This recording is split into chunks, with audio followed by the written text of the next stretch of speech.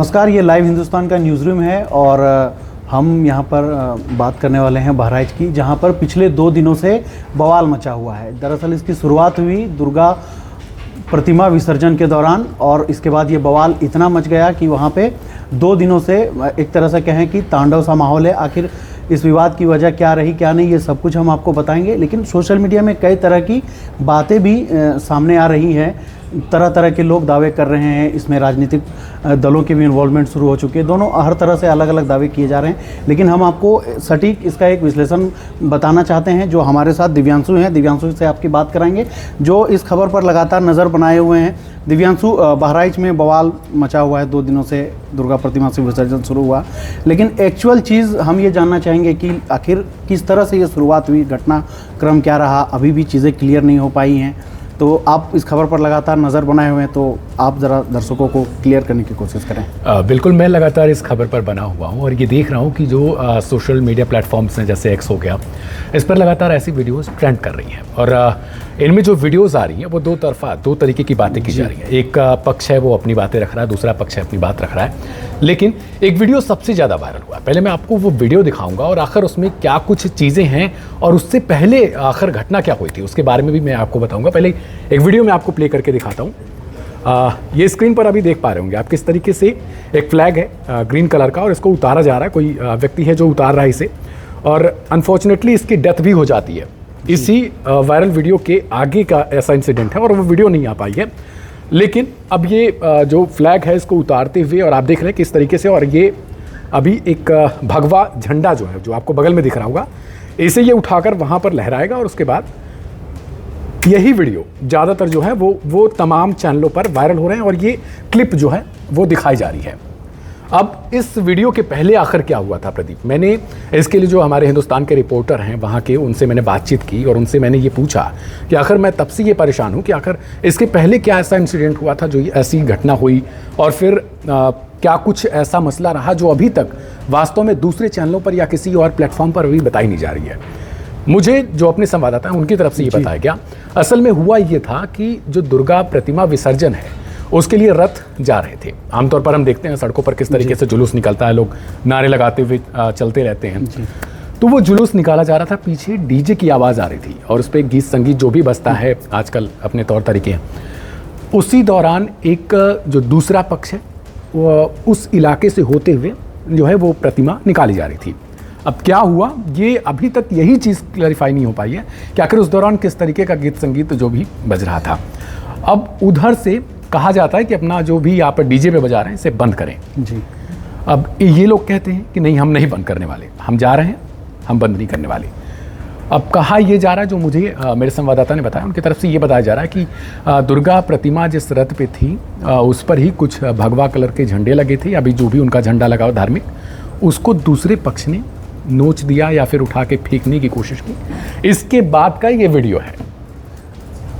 ये व्यक्ति उसी के बाद इसको लगता है कि भीड़ तो मेरे साथ है ही, और ये तुरंत उसके जवाब में क्रिया प्रतिक्रिया जो भी उनकी है वो उस तरीके से ये तुरंत छत पे चढ़ जाता है। उसके बाद दूसरे समुदाय जो झंडा जिन पर आरोप है कि वो निकाल कर ले गए थे उनके फ्लैग को ही उठाने लगता है, हटाने लगता है और जो भी नोच नाच के फेंक देता है ये।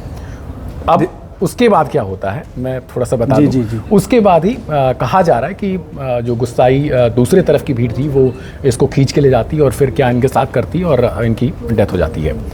नीचे जो इंसिडेंट हो रहा था, जो भीड़ वाह वाह कर रही थी या नारे लगा रही थी, उसकी भी एक चीज़ है। और जो संवाददाता जो रिपोर्टर है उन्होंने बताया कि वहीं पर पुलिस आती है और वो तुरंत फायरिंग करती है या उनको खदेड़ने की कोशिश करती है। भीड़ तो वहाँ से भाग जाती है।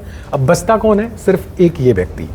इसके बाद यही जो मौत की घटना है वो हो जाती है। दिव्यांशु, यहाँ एक सबसे बड़ा सवाल ये भी आता है कि जब इस तरह का कोई प्रोसेसन निकलने की जब निकलता है तो रूट उसके तय होते हैं पहले से। प्रशासन को बाकायदा लोग एक एप्लीकेशन देते हैं, आवेदन देते हैं कि हम इस दिन ये प्रोसेसन निकाल रहे हैं। तो इस रूट पर भी कई सवाल उठ रहे हैं, मतलब एक तरह से प्रशासन पर ही सवाल उठ रहे हैं कि इसका कुछ ना कुछ तो रूट तय होगा, और अगर रूट तय था तो फिर इस तरह की घटना कैसे घटी।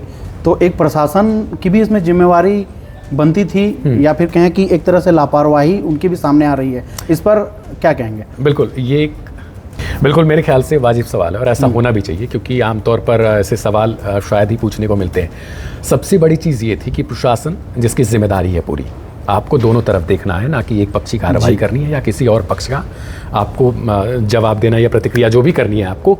तो सबसे पहले चीज़ यही थी कि आपको जब ये पता है कि कहाँ से ये जुलूस निकलने वाला है, कैसे जाएगा, आमतौर पर हर साल ऐसी चीज़ें होती हैं और एक माहौल भी ऐसा बना हुआ है।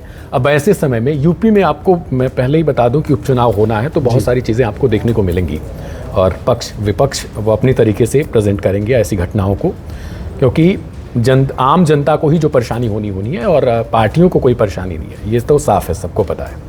वो हर घटना के अपने फ़ायदे और नुकसान गिनाते रहते हैं। तो ऐसी चीज़ है कि जब आपको पता है कि पहले से ही कि इस रूट से जाने वाली है, तो आपने पुलिस की तैनाती क्यों नहीं की? अगर आपने की तो जिस वक्त ये घटना घट रही थी, झंडा हटाने की, झंडा ले जाने की, उस वक्त ये प्रशासन कहाँ था? क्या आपको रूट के बारे में जानकारी नहीं थी, या आपने रूट पहले से तय नहीं किया, या रूट तय करने के बावजूद आप पीछे हट गए कि एक बार ऐसी घटना हो जाए? क्या आप ये चाहते थे? सवाल उसी पुलिस प्रशासन पर है कि आप जब अब जो एडीजी लॉ एंड ऑर्डर है, उनका एक वीडियो जो है वो पिस्टल लेके हाथ में लहराते हुए बहुत तेज़ी से वायरल हो रहा है कि वो अकेले वो भीड़ में कूद पड़े हैं। तो ये चीज़ तब क्यों नहीं थी जब ये घटना नहीं घटी थी? क्या आप इस घटना के होने तक का इंतजार कर रहे थे कि जब ये घटना हो जाएगी उसके बाद हम अचानक से आएंगे और वीडियो हमारा वायरल होगा? इसके पहले भी आप कर सकते थे ये चीज़ें। उस वक्त सामान्य सी घटना थी ये, आप उसको रोक सकते थे। लेकिन ये घटना जब घटी उसके बाद आप अचानक से एक्शन ले रहे हो, आप ये कार्रवाई वो कार्रवाई नज़ीर बना रहे हो, जो भी बना रहे हो, लेकिन उस वक्त भी आप नज़ीर बना सकते थे कि ऐसी घटनाएं नहीं घटती हैं हमारे प्रदेश में। मुख्यमंत्री खुद ही कई मंचों से ऐसी घटनाएं बोलते रहते हैं कि अब प्रदेश में नो दंगा सब चंगा ओनली। तो वो चंगा तो तभी होगा जब प्रशासन आपका सही तरीके से काम कर पाएगा, जब पुलिस प्रशासन उस वक्त इन चीज़ों पर फोकस कर पाएगा। जो घटनाएं आमतौर पर घटने के बाद ही हम उसके बारे में सोचते हैं, तमाम तरीके से बैठक करते हैं, फिर पक्ष विपक्ष की तकरार, लड़ाइयाँ जो भी चलती रहती हैं। लेकिन मेन चीज़ यही था, मेन पॉइंट यही था कि एक तरीके से इसको बता सकते हैं प्रशासन का फेलियर है। तो बहराइच घटना के बारे में हमने आपको जानकारी दी और किस तरह से बवाल की शुरुआत हुई और इसके क्या क्या पॉइंट्स रहे, इन पर दिव्यांशु ने आपको विस्तार से बताया। और आगे भी हमारी कोशिश रहेगी कि बहराइच की घटना की हम पूरी जानकारी आप तक पहुंचाएं, पल पल की अपडेट आप तक पहुंचाएं। और फिलहाल पुलिस प्रशासन ने वहां मामले को नियंत्रित कर लिया है, वहां स्थिति अभी नियंत्रण में है और पुलिस प्रशासन लगातार लोगों से अपील कर रहा है कि वहाँ शांति बनाए रखिए। और लाइव हिंदुस्तान भी अपील करता है कि किसी तरह के अफवाहों पर आप ध्यान ना दें, पुलिस प्रशासन का ज़्यादा से ज़्यादा सहयोग करें ताकि स्थिति नियंत्रण में हो सके। और बहराइच की ऐसे ही और पल पल की अपडेट हम आपको बताएंगे। आप बने रहिए लाइव हिंदुस्तान के साथ। नमस्कार, मैं प्रदीप।